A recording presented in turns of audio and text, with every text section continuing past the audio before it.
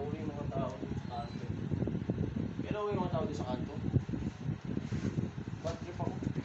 Tiwala ako, galing trabaho. Sinabihan pa akong bakla. Sabi lang na. Sabi ko, babe, lapit ka nga dito. Oh, babe, mas malaki pa katakot ako sa inyo eh.